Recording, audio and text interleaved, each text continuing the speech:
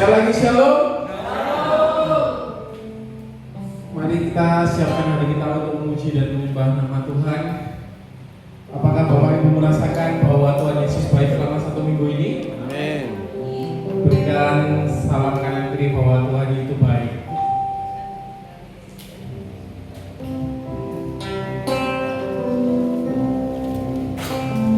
Ada satu pujian mengatakan Bapa Engkau sungguh baik. Mari kita katakan sungguh-sungguh Bapa Engkau sungguh baik. Dalam kehidupan kita Engkau menyertai selama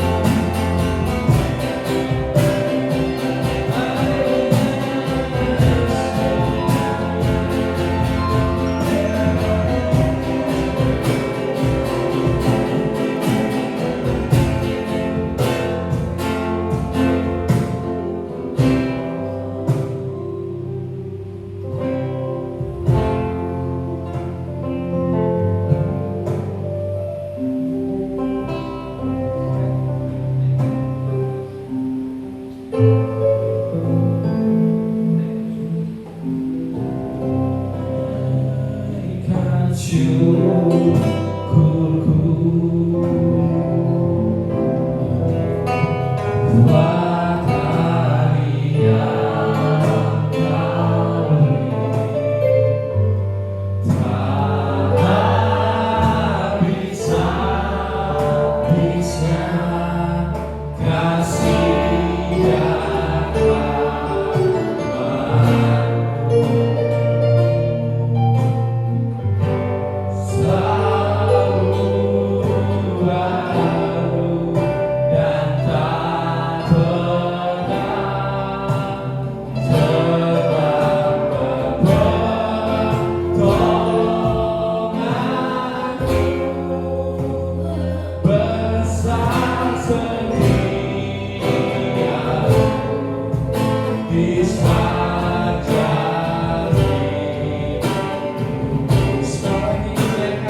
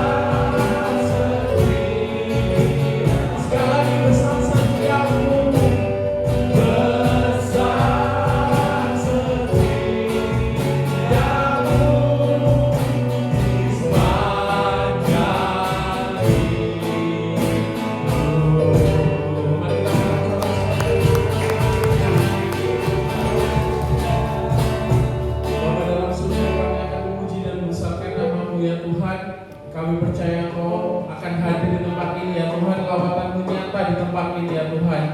Jikalau kami ada yang berbadan lemah Tuhan, Tuhan kuatkan ya Tuhan pulang dari tempat ini. Jikalau kami mengalami kesulitan, Tuhan yang memberikan jalan keluar ya Tuhan. Terima kasih Tuhan, kami siap memuji dan memuliakan nama-Mu. Hanya dalam nama-Mu kami sudah berdoa dan mengucap syukur. Haleluya, amin. Bapak Ibu percaya bahwa Dia tidak pernah gagal dalam hidup kita, amin. Amin. Mari kita satu pujian, Dia tak pernah gagal.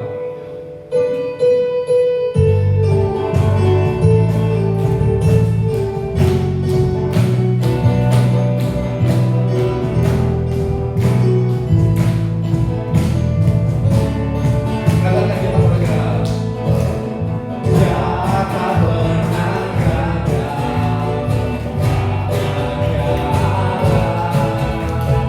Dia tak pernah lawan. Dia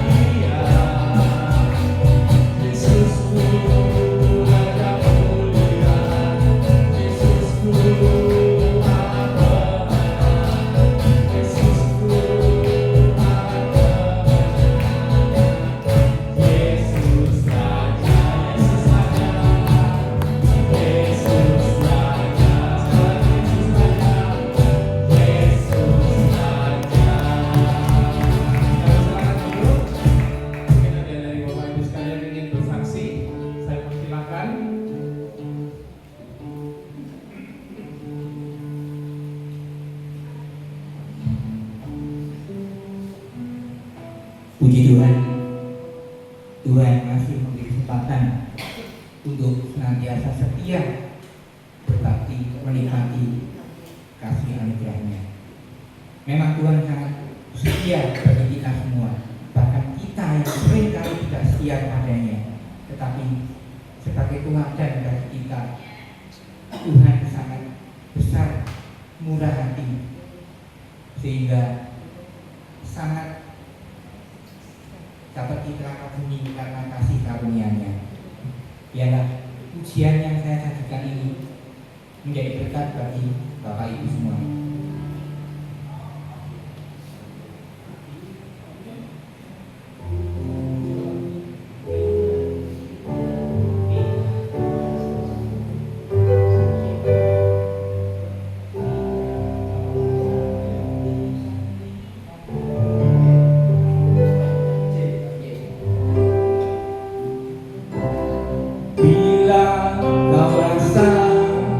Gelisah di hatimu bila langkahmu tak menentu hidupku. Ingat masih ada seorang penolong bagimu, dia tak pernah jauh darimu.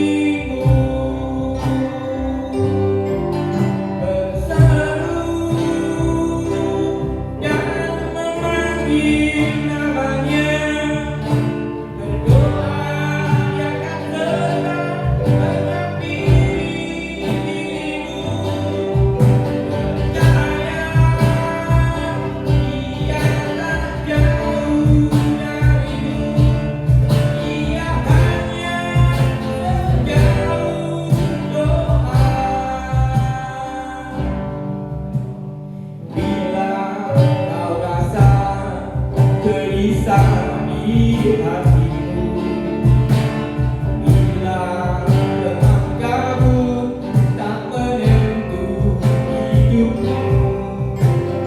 Ingat masih ada seorang penolong bagimu, dia tak pernah jauh darimu.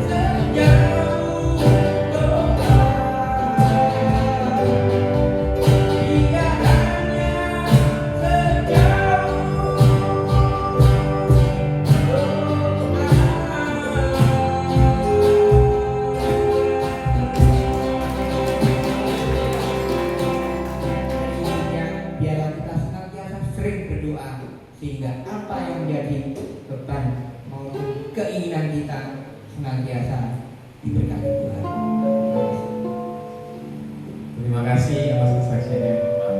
Memang Tuhan itu hanya sejauh doa ya. Kita cukup lipat tangan, tutup mata, berdoa. Tuhan itu sudah datang kepada kita. Mungkin ada lagi yang ingin bersaksi? Jika tidak ada, saya undang sekali lagi untuk Bapak Ibu diri. Kita akan satu pujian. Hari ini kurasa bahagia.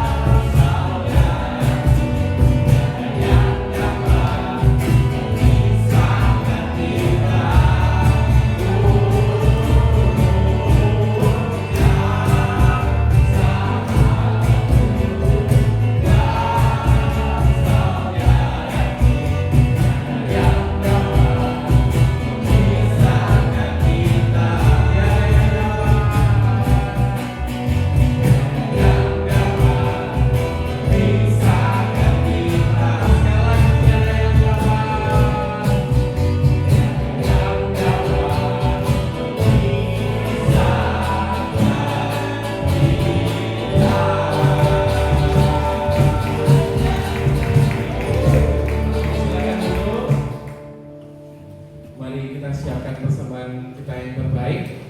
Yang bertugas dipersilahkan.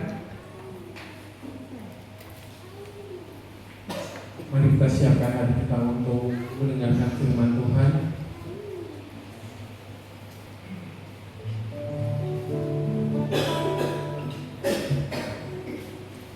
Kita akan sepujian firman berita bagi kakiku terang berjalan.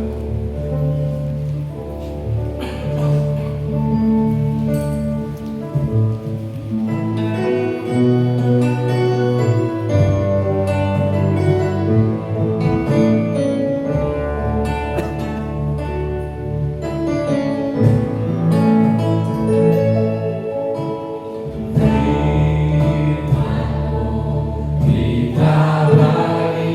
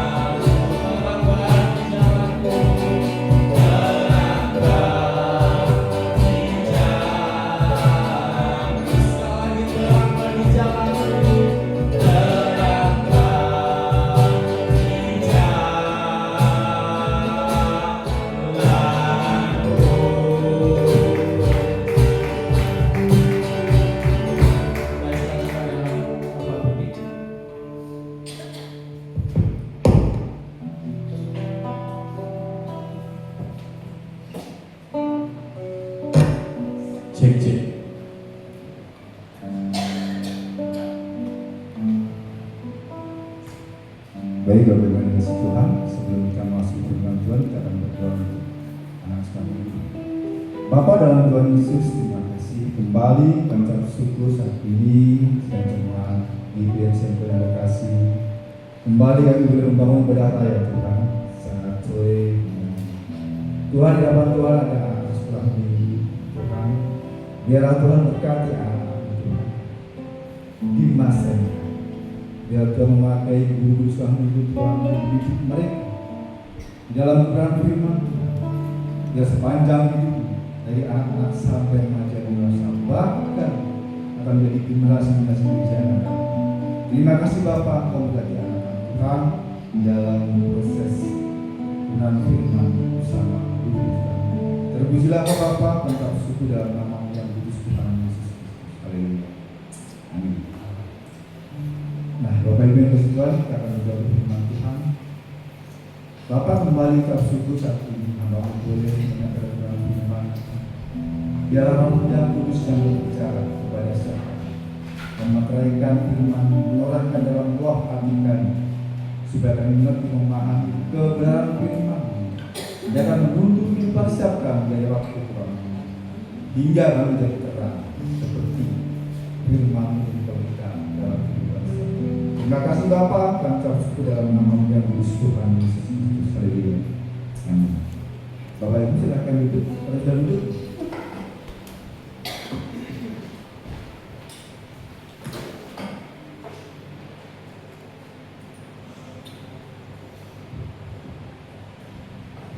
Ya Bapak Ibu yang dikasihi Tuhan, semua baik ya, sehat? Amin. Sama Sanim. Ya. Ya Bapak Ibu yang dikasihi Tuhan, di kesempatan ini kita akan belajar kebenaran firman Tuhan yang sudah di-share ya oleh Bapak Pembala sedang kita, Bapak Ibu Sitoku.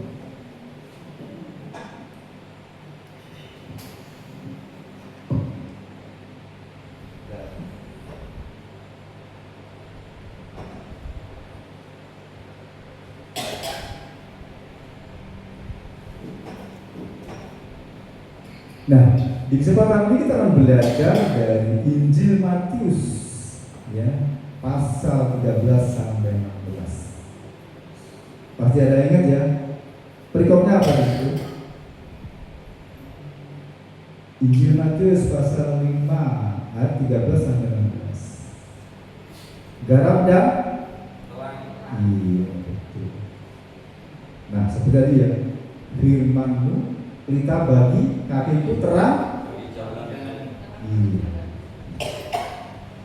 Konteks ayat ini khotbah di bukit, ya. Jadi ayat pertama ini, ayat yang pasal yang kelima ini, sebelumnya ada 9 ungkapan bahagia, ya kan? Di situ berbahagia orang yang miskin di hadapan Tuhan, dia akan iya, berbahagia orang yang murah hatinya, dia akan memperoleh kemurahan dan seterusnya. Sampai pada ayat 13, garam dan terang. Ya. Oke, kita akan baca.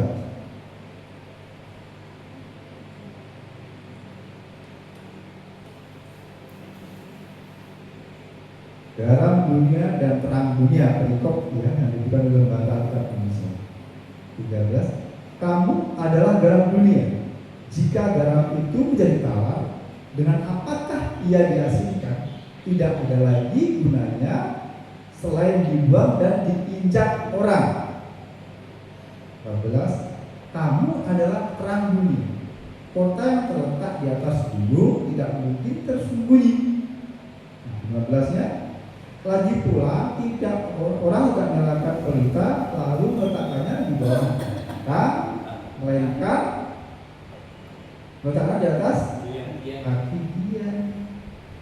16. Demikianlah hendaknya terangmu bercahaya di depan orang, supaya mereka melihat perbuatanmu yang baik dan memuliakan Bapamu yang di surga. Ya. Terang berbuahkan kebaikan. dan memuliakan nama Bapa.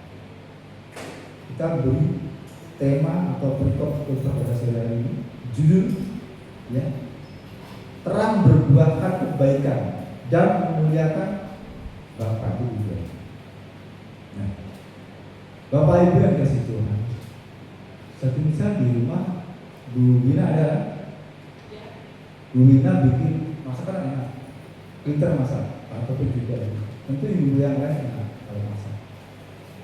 Bisa masak rawon soto, ya kan? Terus lupa ngasih garam, kira-kira gimana rasanya? Padahal enak loh, ada dagingnya kan, bumbunya mantap, tapi tanpa garam, rasanya gimana? Padahal garam itu murah ya kan? Iya, tapi penting. Kenapa Yesus tidak memberikan contoh itu gula? Tidak. Kenapa kok garam? Enggak gula, ya kan?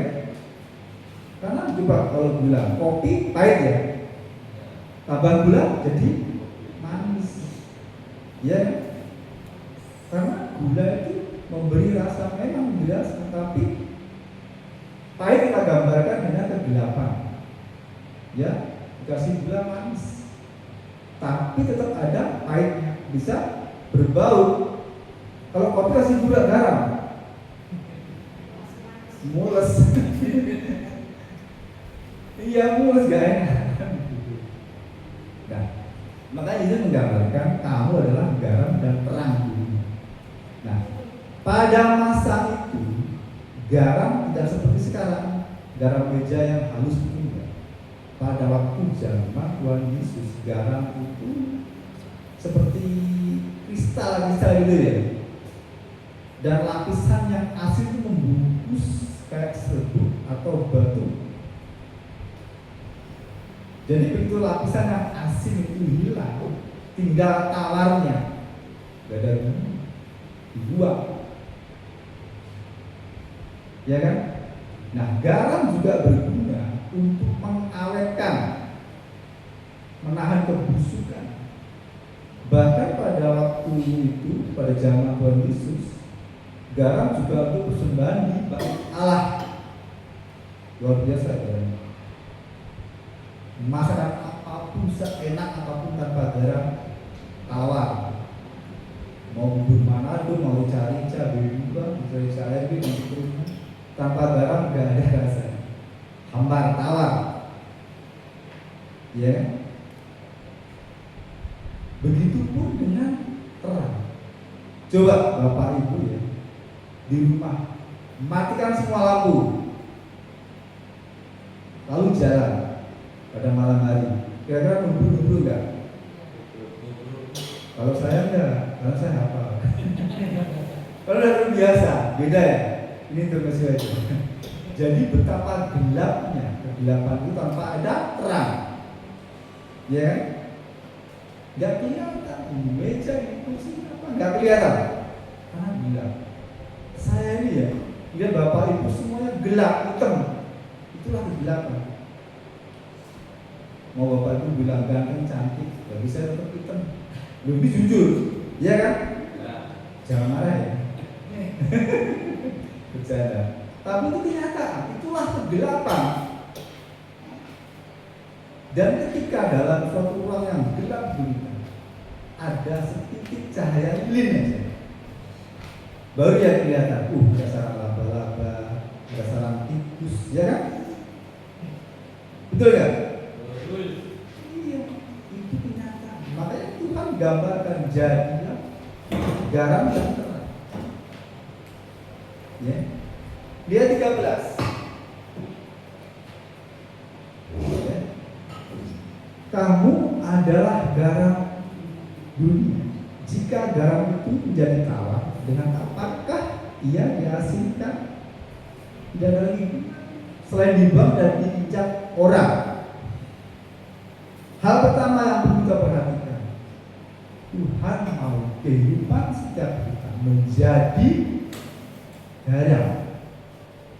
Fungsi garam pertama untuk memberi cita rasa. Kita menyadari Bapak Ibu Yesus Tuhan, kehidupan saat ini hamba. Perhatikan teman sekali, juga di media sosial, ya kan? Banyak orang berbuat aneh-aneh. Orang tahu bunuh diri, nggak tahu permasalahannya apa, ya kan? Banyak stres, tawar hati.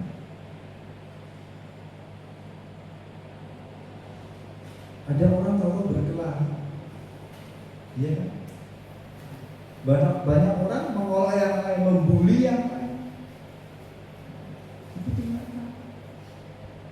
Dan banyak orang merasa hidupnya ini seperti apa ya?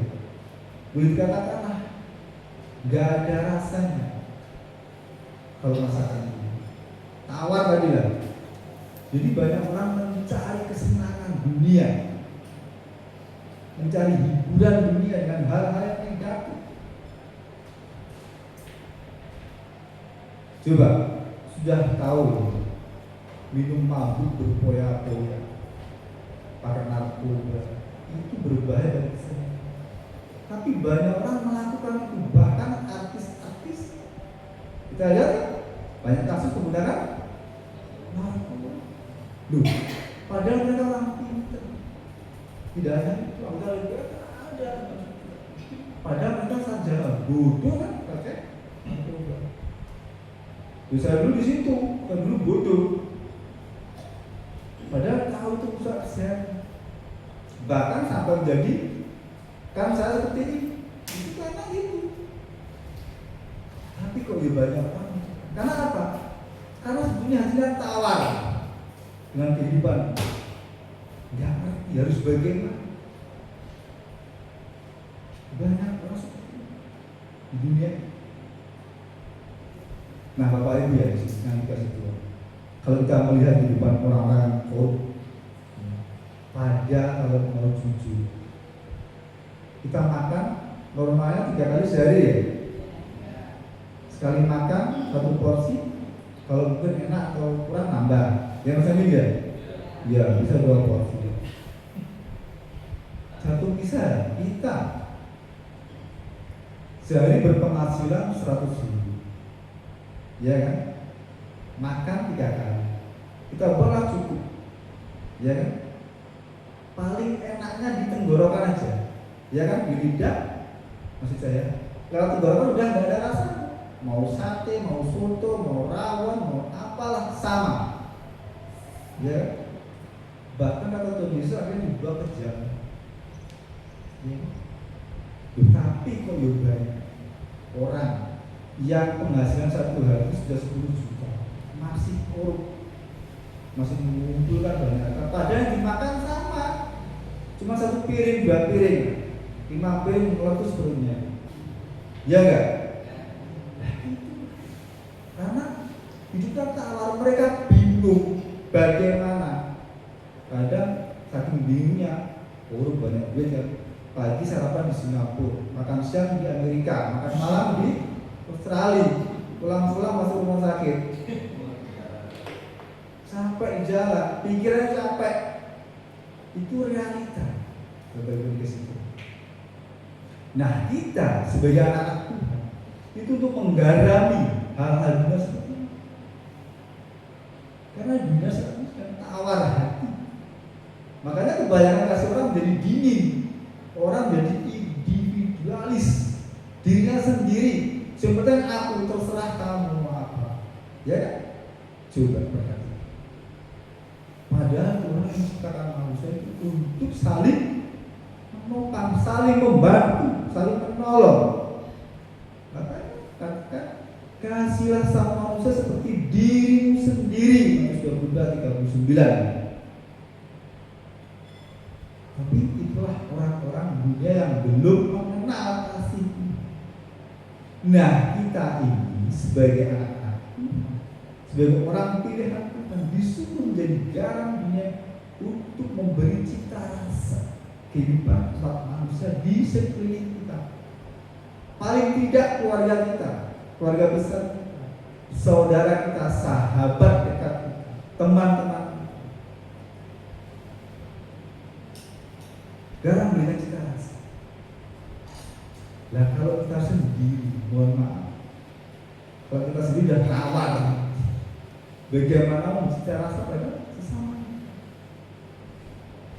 Makanya kita harus selalu asin, artinya kita memiliki rasa, warna kehidupan. Garam juga mengawetkan.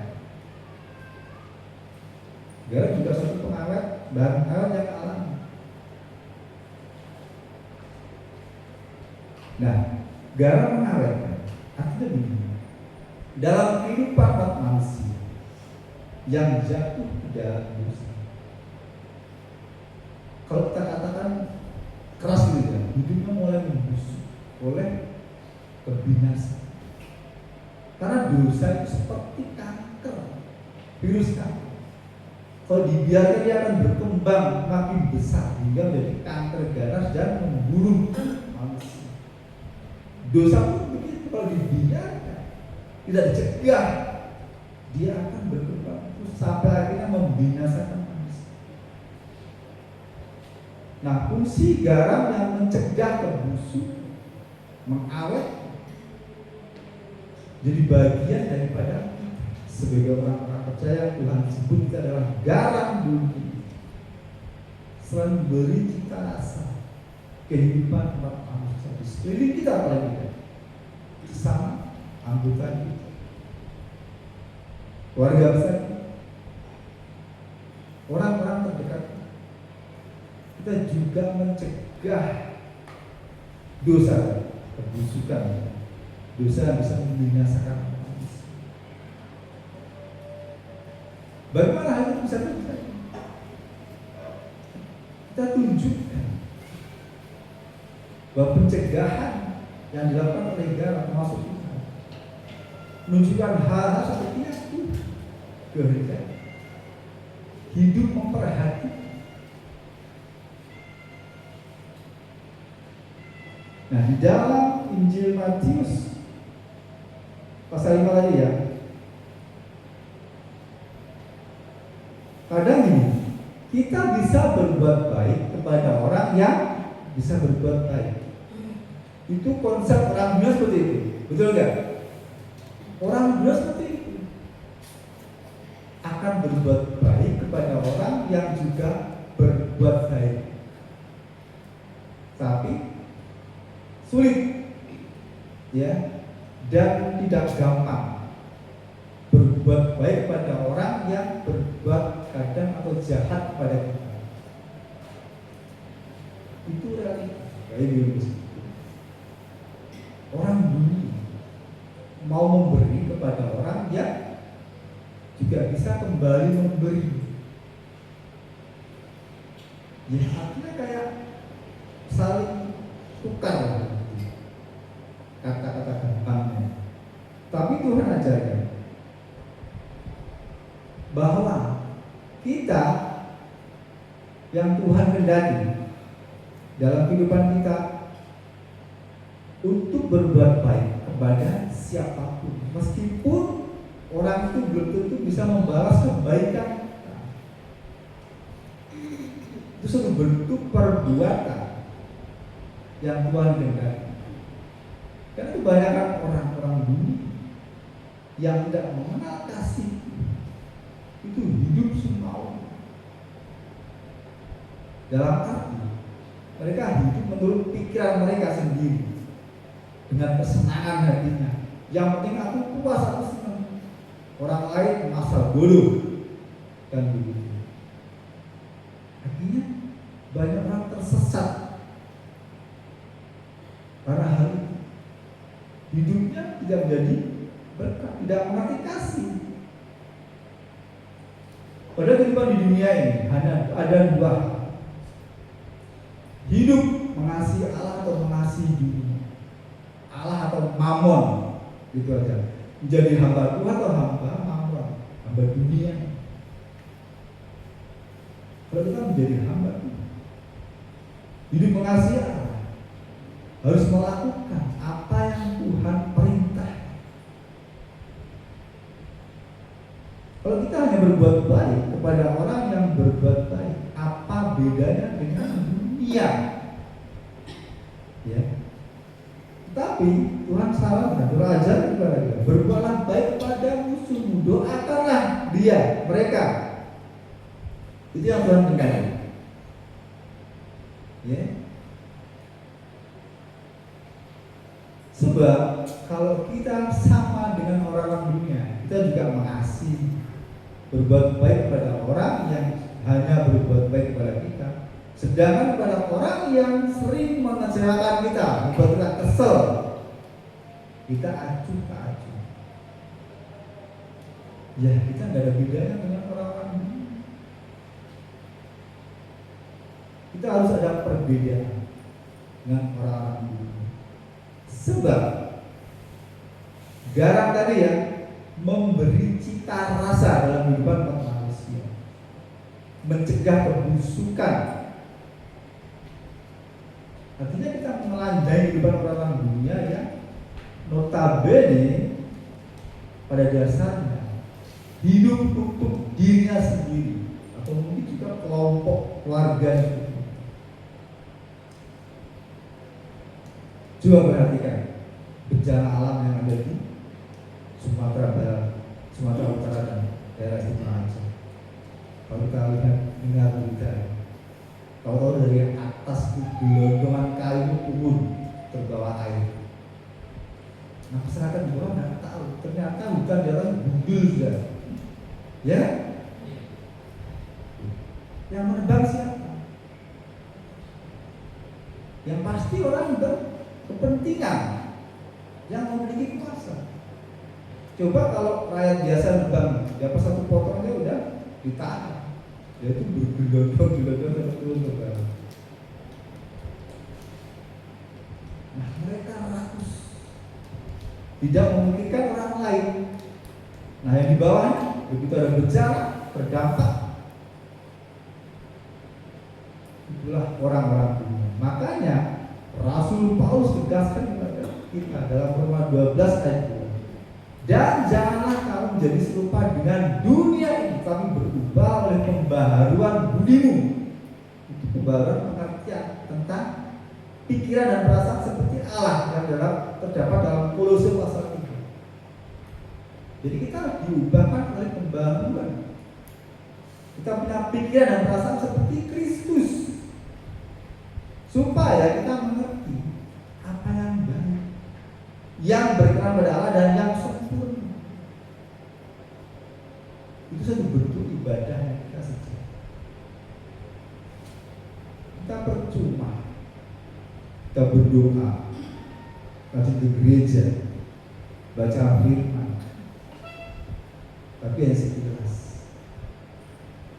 Saya lupa kehidupan dengan orang dunia nggak ada bedanya. Tapi di sini nggak ada, di luar sana banyak. Betul ya? Betul, di luar sana banyak. Bahkan kadang saking aneh-anehnya firman buat perdebatan. Ngapain firman buat perdebatan? Loh, firman Tuhan bahasa dibela udah bisa membela sendiri. Karena firman itu hidup, bukan urusan mati. Tapi itulah dunia. Kalau orang-orang berpikir seperti itu, masih seperti orang-orang dunia. Nah, kita sebagai anak-anak Tuhan tidak akan demikian. Tetapi kita menjadi garam, yaitu memberi cita rasa, mencegah kebusukan kehidupan orang dunia. Hal yang pertama. Yang kedua, kamu adalah terang dunia. Kota yang terletak di atas gunung tidak mungkin tersembunyi. 16-nya. Lagi pula orang tidak menyalakan pelita lalu meletakkannya di bawah gantang, melainkan di atas kaki dia. Nah, Bapak Ibu yang dikasih Tuhan, coba Bapak Ibu yang non-disabilitas ya, maksudnya melihat kalau pergi ke Batu, ya kan? Lihat ya, villa-villa itu lampunya menyala ya kan? Indah. Nah, ternyata di Israel seperti itu, kehidupan di Israel seperti itu, di atas bukit-bukit. Di mana setiap setelah maghrib, biasanya setelah maghrib itu Mereka menyalakan pelita dan membuka jendela hingga pelita ditaruh di atas kaki dia kelihatan, atau di atas meja. Itu kelihatan dari bawah supaya apa? Supaya orang yang mau mencari dan mau mendatangi rumah itu tahu. Dan begitu pun dalam kehidupan orang-orang Yahudi, dalam tradisi orang Israel ya, sepatu itu di ujungnya ada seperti mangkok kecil gitu. Nah di situ ada minyak dan kapas untuk jalan, karena dalam padang gurun juga di daerah sana itu gelap, kalau malam gelapnya udah gelap, karena melihat tangan aja nggak bisa, saking gelap gulitannya. Jika saya lihat tangan saya nggak bisa, tetap hitam. Nah begitulah di sana, ternyata cerita seperti itu. Makanya mereka berjalan di ujung sepatunya itu ada cawan kecil gitu, ada minyak dan kapas untuk menerangi jalan mereka. Makanya lagunya kan firman kita bagi kakiku, ya kan? Itu digambar seperti itu, terang bagi jalan. Nah kita sebagai orang-orang terang yang Tuhan mau dalam kehidupan setiap kita menjadi penelanjang kegelapan dunia ini. Kalau dalam kegelapan seperti tadi ya di awal kita bahas, misalnya kita masuk sebuah ruangan yang gelap gulita, lalu kita menyalakan lilin, maka akan nampak ya sarang laba-laba, sarang tikus, kotoran-kotoran yang lain, mungkin jadi kecoak juga sih. Ya, itu bisa terlihat. Nah, apakah terang yang kita miliki? Karena Tuhan tidak mengatakan kamu menjadi terang, kamu adalah terang. Kita, Bapak Ibu Saudara yang saya itu terang, bukan menjadi terang, tetapi terang. Kok bisa? Makanya ketika Yesus ngomong dalam Yohanes 8 ayat 12, maka kata Yesus pulang pada orang banyak, katanya, akulah terang dunia, barang siapa mengikut aku, ia tidak berjalan dalam kegelapan, melainkan mempunyai terang hidup. Nah, kita sebagai anak aku, sebagai pengikut Kristus, kita ini memiliki terang hidup yang harus menerangi kegelapan hidup orang-orang dunia yang tidak mengenal kasih. Bagaimana sih terang itu dalam kehidupan setiap kita? Kita kalau membaca dalam surat Efesus pasal 5 ayat yang ke-9. Efesus 5 ayat yang ke-9.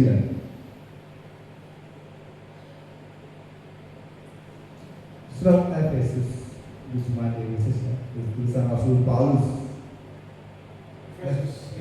Ayat 9. Karena terang hanya berbuahkan kebaikan dan keadilan dan ada 3 hal. Karena terang hanya berbuahkan kebaikan.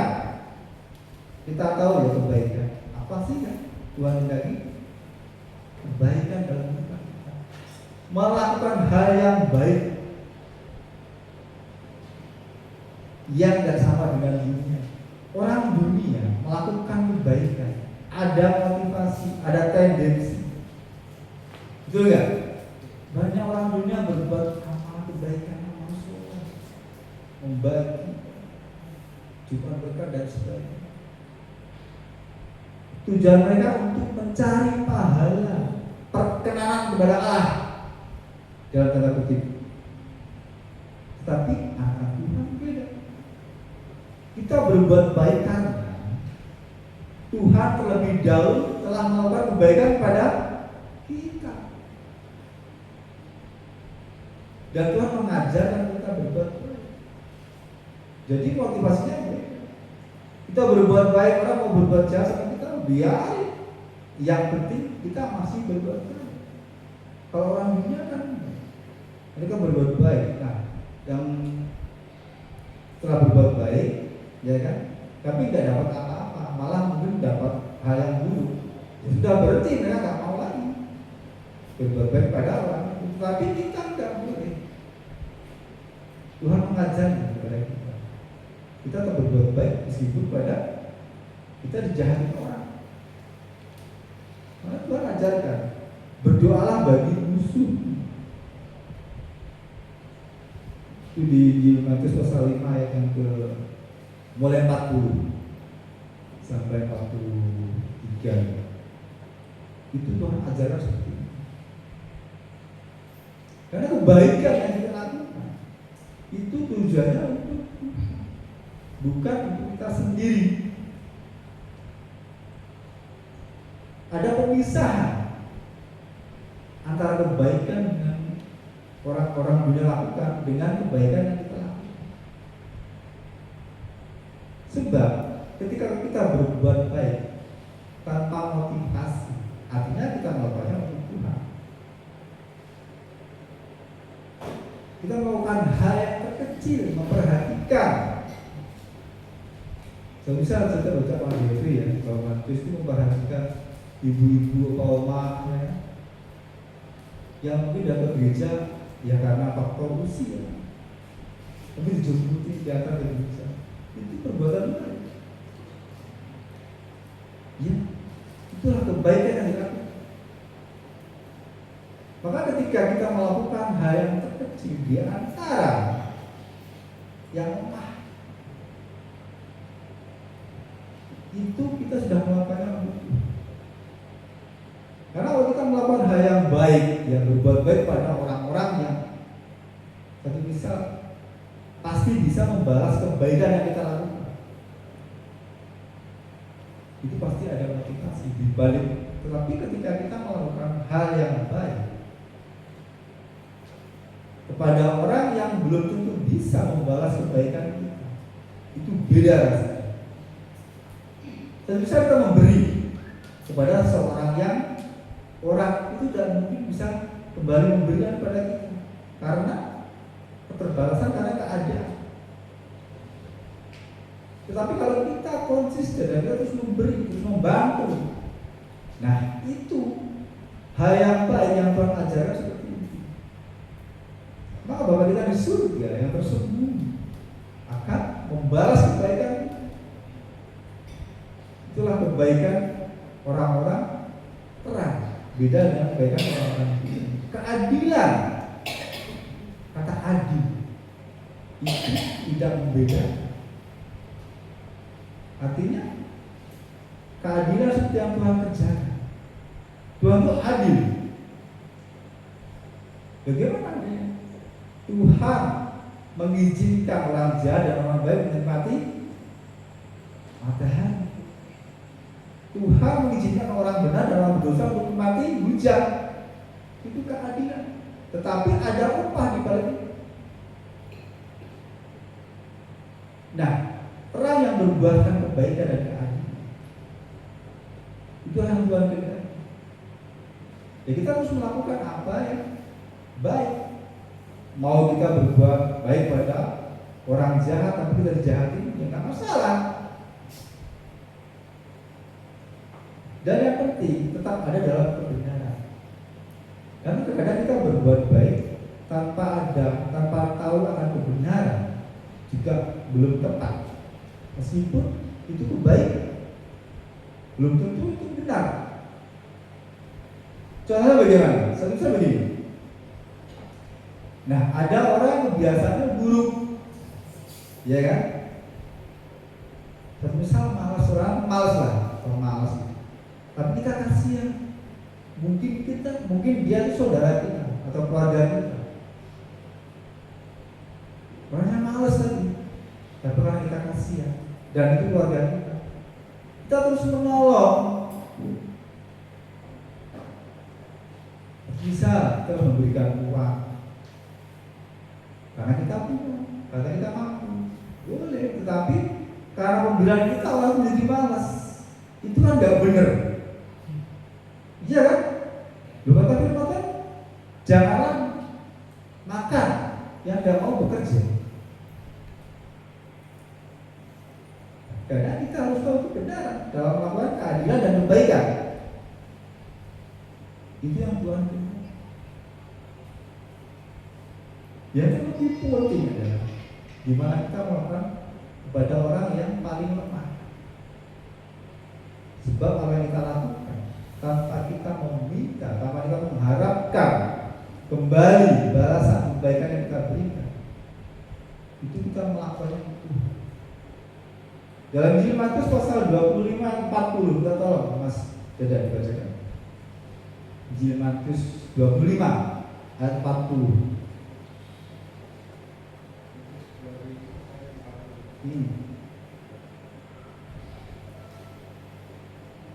Matius 25 ayatnya yang ke 40. Dan raja itu akan menjawab mereka. Dan raja itu akan menjawab mereka, Aku berkata kepadamu, sesungguhnya segala sesuatu yang kamu lakukan, itu salah seorang dari saudaraku saudara yang hina.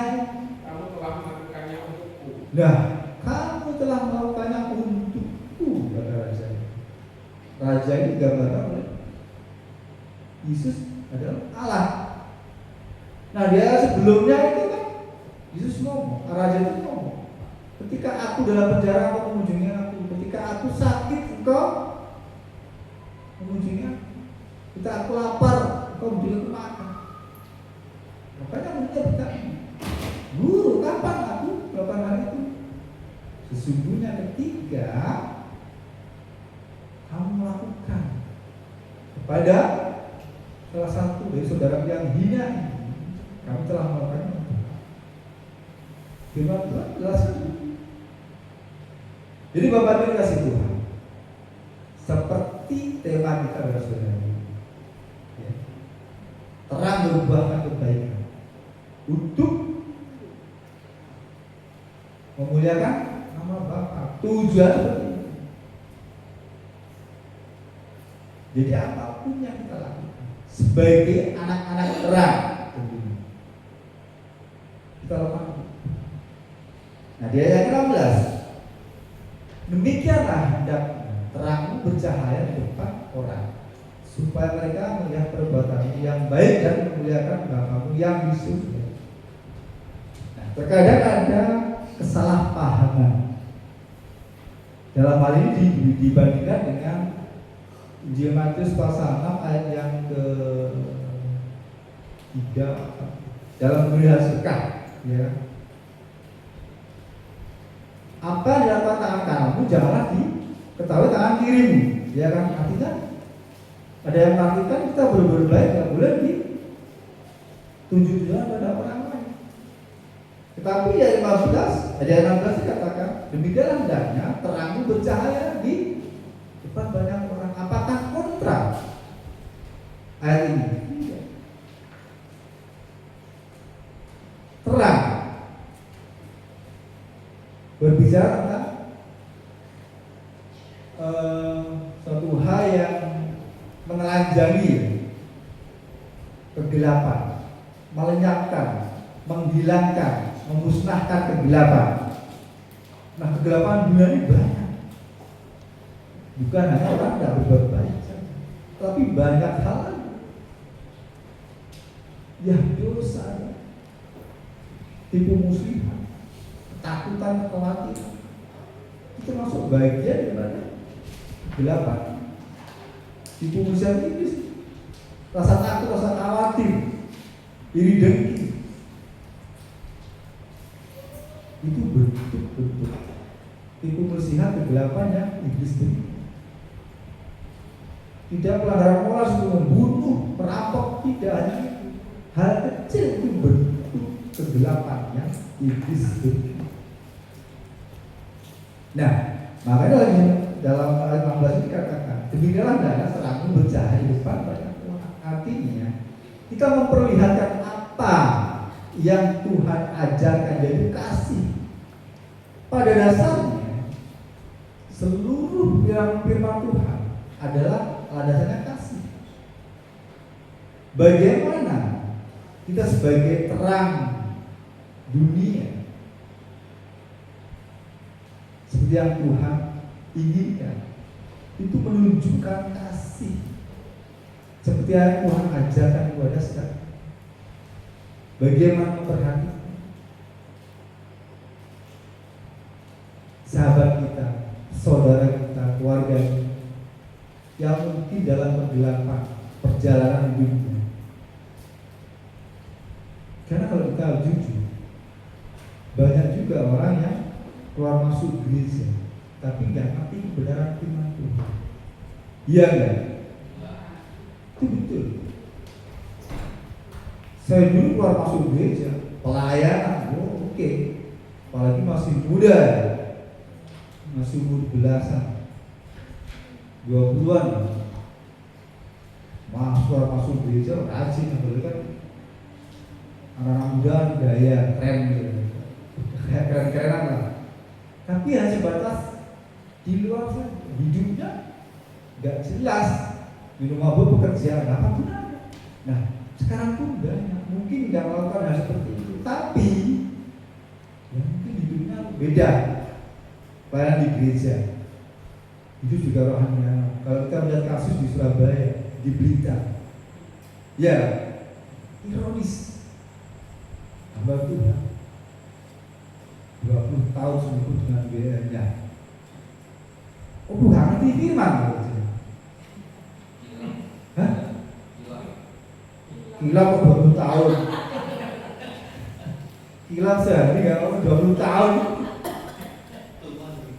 Loh, di Blitar itu kita besar, kakak sampai adiknya 3 jam. Itu hamba setan atau hamba Tuhan?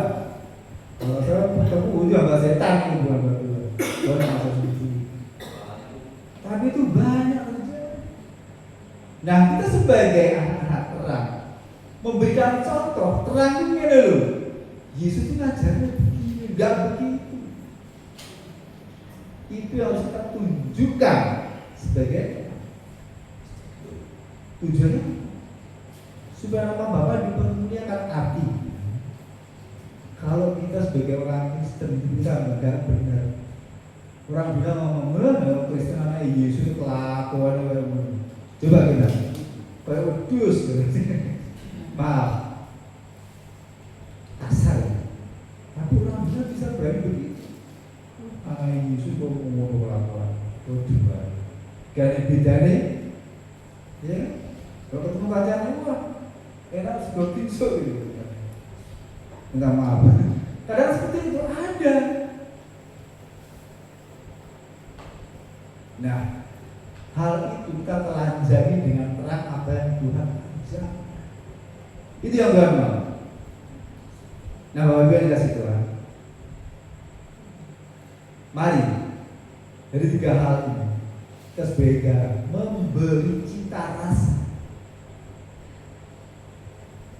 kehidupan orang-orang di sekitar kita, supaya mereka memiliki rasa hidup yang benar-benar bisa dirasa, dan kita pun bisa dinikmati oleh orang lain kehidupan kita. Dan kita juga mencegah kebusukan, artinya dosa yang menggerogoti manusia. Kita cegah, kita sebagai.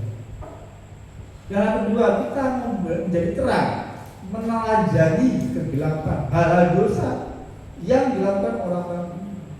Kita tunjukkan hidup seperti ini loh yang Tuhan ajarkan.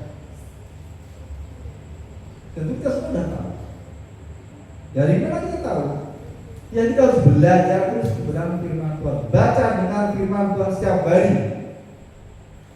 Di situ Roh Kudus akan menunjukkan kebenaran-kebenaran yang harus kita lakukan, supaya kita menerangi kehidupan orang-orang sekitar.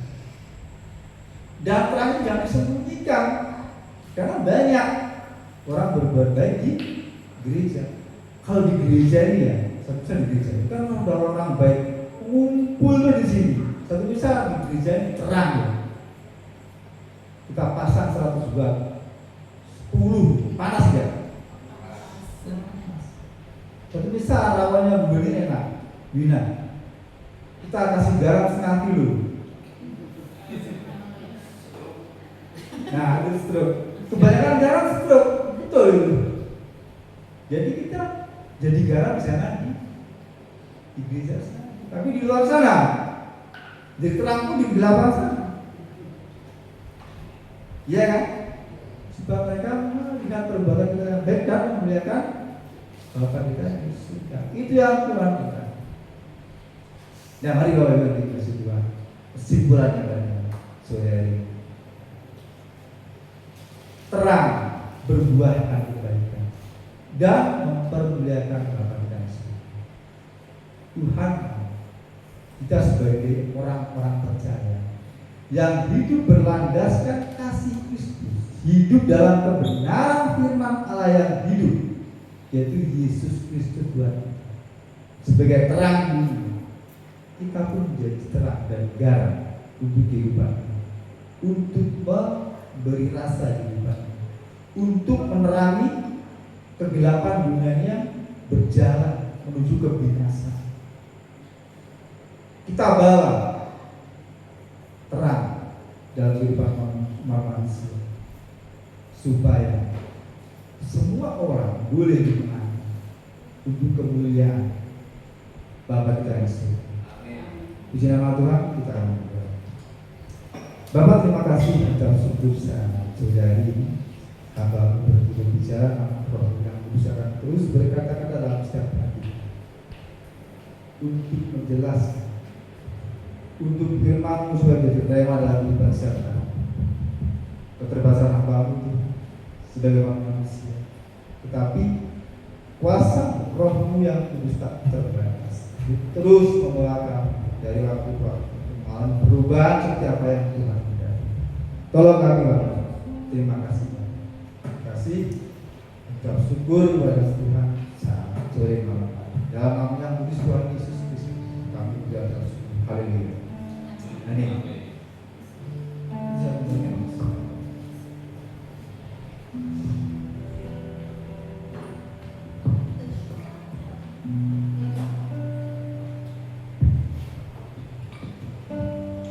Diberkati dengan firman-Nya Bapak Budi. Kita harus menjadi garam dan terang di dunia ya, bukan di gereja. Nanti satu karena satu itu kebanyakan garam. Oke, untuk pengumumannya jangan lupa tanggal 28 Desember kita akan ibadah Natal di tempat ini pukul 4 sore, dan juga hari Rabu kita menggunakan untuk latihan Natal, dan juga untuk hari Jumat kita latihan untuk hari Minggu dan hari Natal. Kemudian untuk hari Minggu nanti WL akan diberitakan di grup. Oke, untuk pemuritan sudah tidak ada, lanjut lagi di Januari. Nanti untuk pengumuman disampaikan oleh Ibu Nika. Demikian untuk pengumuman gereja selama 1 minggu ke depan. Terima kasih. Mari saya undang bagi berdiri, kita akan akhiri ibadah kita.